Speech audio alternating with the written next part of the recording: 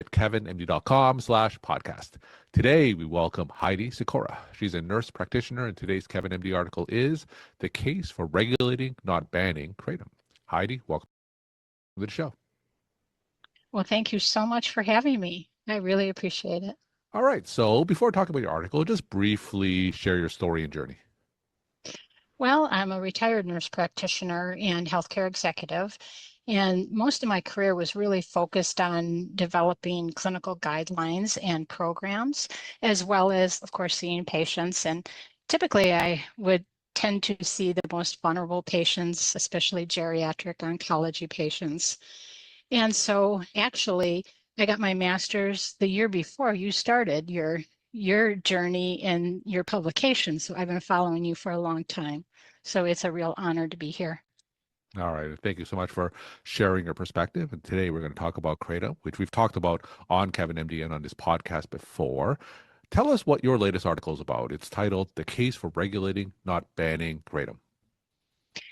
Well, I think it's really important that people understand, especially policymakers and also healthcare providers, the difference between kratom and a substance called 7-OH. And these have been conflated in media reports, in the literature, and they're very different. So that was my main objective of the article, is to make it very clear that kratom is a natural plant that's been used safely for centuries. And it is actually complex. It has over 40 different alkaloids in it. I believe they've identified even 50 now. And the primary alkaloid is called mitragynine, and that makes up about 60% of the plant. And it is a partial mu opioid agonist, but it also acts on multiple other receptors. It has some dopaminergic, some adrenergic, and some serotonergic activity as well. So in low doses, it has a stimulating effect, kind of like coffee, but in the higher doses, it can be effective for pain relief. The problem has been that recently a new substance called 7-OH has come onto the market. It's a semi-synthetic substance that they actually use really strong chemicals to draw out this trace metabolite of mitragynine called 7-hydroxymitragynine or mitragynine. And so in the natural form, that's not a problem at all because it's in such small amounts that as it metabolizes through the liver, mitragynine breaks down into 7-hydroxymitragynine, but it really is so small, it doesn't cause a problem.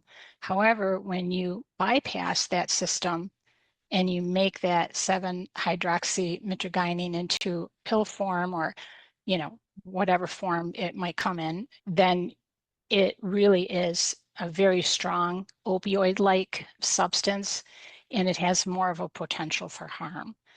So that is the big difference. And so that was my concern. And, I saw a lot of, articles that were conflating the two. They're two totally different substances as far as what you get in retail sales.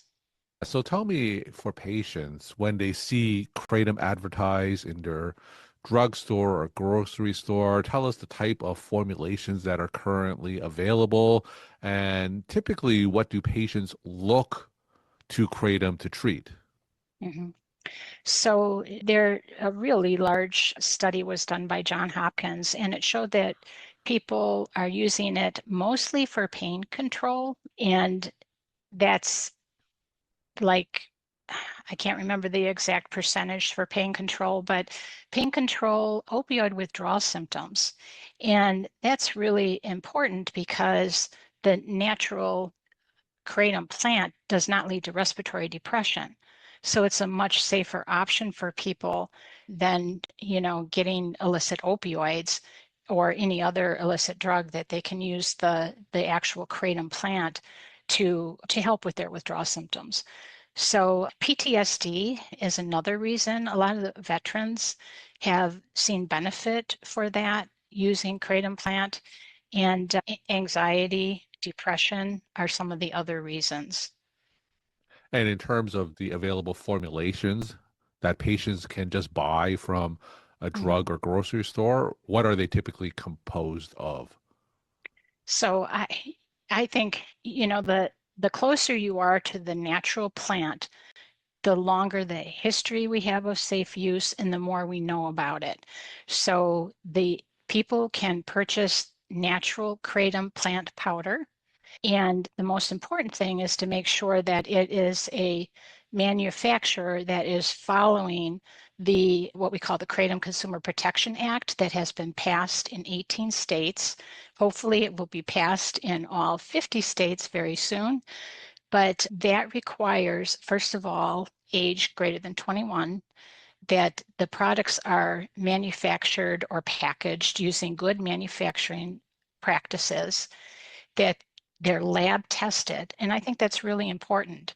Consumers should be able to go on the manufacturer's website and see a certificate of analysis that shows that there's no adulterants, that the alkaloid levels are in line with the natural plant, and that there's no heavy metals, et cetera. So let's see, labeling. Of course, it should be appropriately labeled with the ingredients, with the serving size. And I think I might be missing something, but that's the general Kratom Consumer Protection Act, or KCPA. So that's in my opinion, that's the safest way that consumers can get that. You can order it online. There are many smoke shops that also carry kratom products. Now, the farther away you get from the natural plant, the less we know. And of course, the more safety concerns, come into play. From the natural plant, there are full spectrum extracts. So basically, they use food grade solvents and they just extract the fiber out.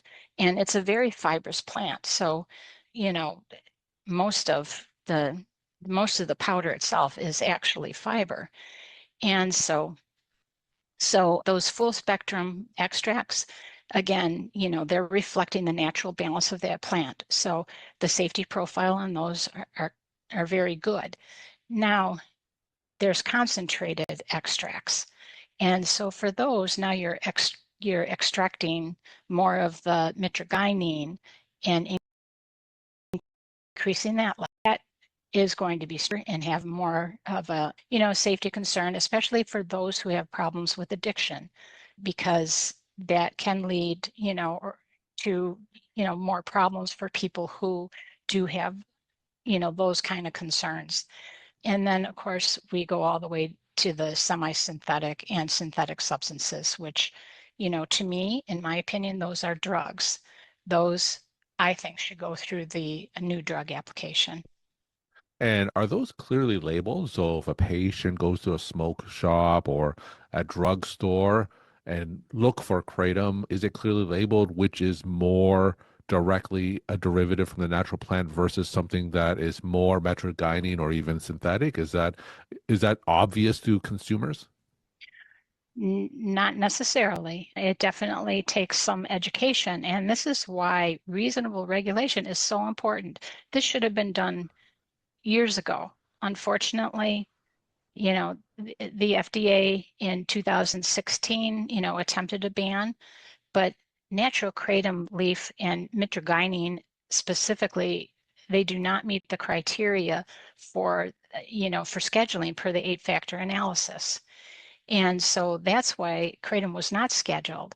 However, they did not accept it as a new dietary ingredient either. So it lies in this kind of, no man's land, basically. And regulation is really what is needed to make sure that, consumers really know what they're getting. Now, the American Kratom Association, they developed the Kratom Consumer Protection Act and the Good Manufacturing Practices program. So they have vendors on their website that have met those criteria. It's not perfect. But at least it's a start. And those states that have the Kratom Consumer Protection Act, it limits, that's the most important thing that I forgot to say, is that the Kratom Consumer Protection Act limits the level of 7-OH in any Kratom product. So for the states that have the KCPA, those products really should be in line with, with safety and much safer for consumers. Enforcement is a whole different issue though. So some of the KCPA states have 7-OH products on the shelf. Well, their Kratom Consumer Protection Act should avoid, or at least give them the authority to enforce that and take those products off the shelves. So there's been cases that we've heard in mainstream media, people using kratom that's linked to liver injury. The FDA has issued warnings about kratom and some serious risks about it. So what form of kratom are these referring to, or are they just throwing everything under the bus of a single label when the reality is more nuanced than that? Reality is definitely more nuanced, and there's been a lot of bias against natural products, of course. And, part of that is, the unknown. But for kratom, there is just plenty of clinical studies on it. There are case reports that seem to be magnified, and that's typically what you're hearing. And there's like, one or two case reports that are not, that have a lot of confounding variables and don't even collect the product. So just because someone says I took kratom doesn't necessarily mean, that they took natural whole leaf kratom. It could be anything that they're calling kratom. So I think that that's an important distinction. So, for example, the kratom reported deaths, almost all of those have been due to poly drug use or some other underlying factor. And but if kratom is a co-ingested substance, it seems like the media focuses on the kratom instead of the cocaine or the, methamphetamine or, whatever else was in their system. And of course, toxicology reports are another conundrum because sometimes if kratom is found, or somebody is known to have taken kratom, they only test for mitragynine. Mhm. So they don't test for any other, substances. We found those cases as well. So it really does take the, details to understand what the real truth is. And so it's been real eye-opening for me to see the disingenuous article titles and sometimes the articles themselves that just really don't meet the standard that I would expect. So what would you like to see? Because I know that there are some states that just ban kratom entirely. When you say that you want kratom to be regulated specifically in your ideal world, what would that look like? Well, I think federal regulation would be ideal. So a federal Kratom Consumer Protection Act. And I think that would really protect access for all the people, millions of people who benefit from kratom, and also put some safety net around it to make sure that youth are not getting it, that's 21 and up, that any, alkaloid level is not able to be altered, increased, concentrated, et cetera. And, I'd like to see it be sold in more nutrition stores, with people who can do some education rather than, the current, smoke shop, Hmm. format that we have. So I think that that would be the most ideal thing. And the Kratom Consumer Protection Act, tell us exactly what's included in that.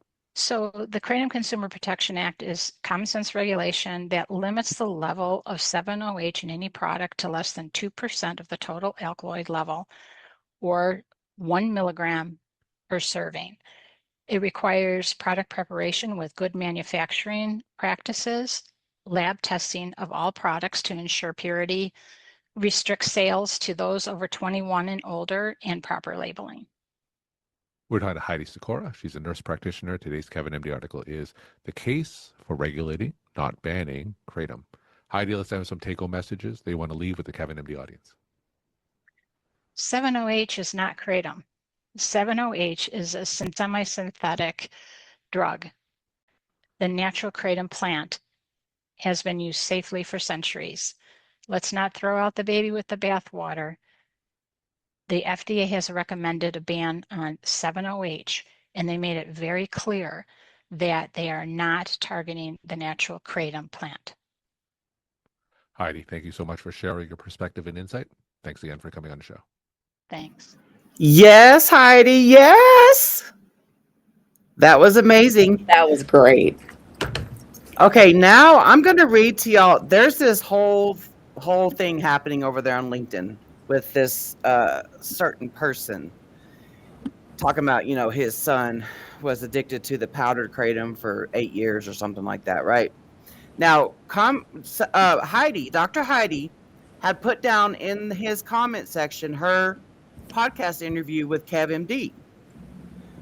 I want y'all to hear. I'm not going to name this person, but I want you to hear this person's reply to Heidi. I was shocked when I read it. This person says, coincidentally, I watched your video a few days ago. I watch all of them and I use AI to help me evaluate them. Yours were shown to be pure propaganda. Your arguments are very weak and illogical. I thought it was embarrassing. I know who the experts are in this space. They exist and they are humble and helpful, not defensive and insecure. I'm not sure who's paying you or why you think you're an expert, but you are far from it. I'm a responsible and respectful person, but when I detect phoniness, I call it out. This was this person's reply to Dr. Heidi. And this person obviously has no idea what Dr. Heidi has done, what she's continuing to do. That's just downright hateful. Yeah. I mean, not only is it hateful, but it's like, he obviously doesn't even know who Heidi is. He's talking about he knows the experts of the space. Obviously you don't. Right. I mean, for anybody to say that she's selling propaganda, that's ridiculous. And they always accuse us of being paid. No. We are not paid to advocate for kratom. We speak our firsthand experiences. We follow the science. And I've told this to people before. They can't even get mice addicted to kratom. It is human behaviors, habits, routines, and rituals that makes one become addicted to kratom. I am proof of this as well. I mean, it's just that's just downright disrespectful, dude. And this person, no, I don't even, I don't even want to slip up and say this person's name. Yeah. There's a lot of people think they know a lot of things, and they don't know not a one. Yeah, I just don't understand why people always accuse us of being paid. It's like, why is it so hard to understand that we do this because of our lives are just better? Yeah. I want other people's lives to be able to be better. I want other people to have the option and the freedom of choice if they so choose to try it. Yeah, we are passionate advocates. You can't fake passion. No. We're not doing this, for profit. Some people are, Yeah, there's a lot of people that are. But I mean, I can't remember what you were talking about the other day, but there are still genuine people in the world, Yeah. With a good heart, that's full of passion. I want to help save the next person that was like me in my 11 years of active addiction. I had no idea that kratom was even a thing on this earth. I know. Had I known, I would have found it sooner. I probably would have gotten my parents on it. They probably would have lived longer. Mm-hmm. It's just, so